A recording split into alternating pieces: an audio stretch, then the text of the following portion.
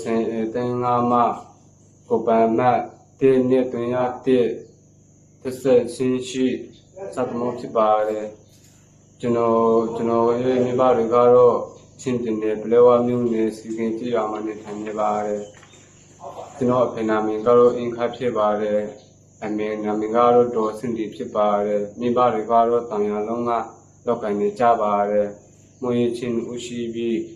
အကြီးဆုံးသားဖြစ်ပါတယ်ကျွန်တော်ရွာမှာမိမများနဲ့အတူနေထိုင်ပြီးချစ်တဲ့ကြောင့်တဲ့နေတဲ့အချိန်မှာဆယ်နေဖို့ဝင်သူရွာတော့ရောက်ရှိလာပြီးအတင်းဓမ္မလူတဲ့ဆုဆောင်ခံခဲ့ရပါတယ်ကျွန်တော်ပါလူတဲ့ဆုဆောင်ခံရသူငါ့ဦးဟာ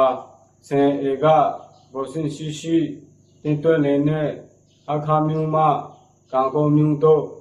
ကားနဲ့တွားရောက်ခဲ့ပြီးကံကုန်မျိုးမှကုကူမန္တလေးဘော်မောလာကြောင်အတိုင်းလက်စားကိုရောက်ရှိခဲ့ပါတယ်လက်စားကိုရောက်တဲ့အခါမှာကျွန်တော်ကိုကအမှုဆိုင်ရာတဲ့ကြောင့်ကိုပူဆောင်ခဲ့ပြီးတက်တဲ့တောင်ကိုခြားတဲ့တောင်ကိုစေဦးနဲ့သူ2013ဇွန်လမှဩဂုတ်လအထိတက်ရောက်ခဲ့ပါတယ်တင်တန်းစင်ပြီးတော့လက်စားမှာနေထိုင်တဲ့ဆင်အတင်းကခန်းချိုမဘောစင်ရှိတင်သွင်းထားမှအကူရဲ့ဘောဖြစ်နေထိုင်ခဲ့ပါတယ်2024ခုနှစ်တင်ငါဌာနချုပ်နဲ့လက်စားမှာအလေးကျတောင်းထမ်းဆောင်ခဲ့ပါကျွန်တော်ဟာ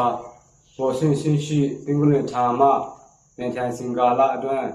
မိသားစုထံပြန်လို့လည်းမရငွေကြေးထောက်ပံ့မှုလည်းမလုပ်နိုင်လို့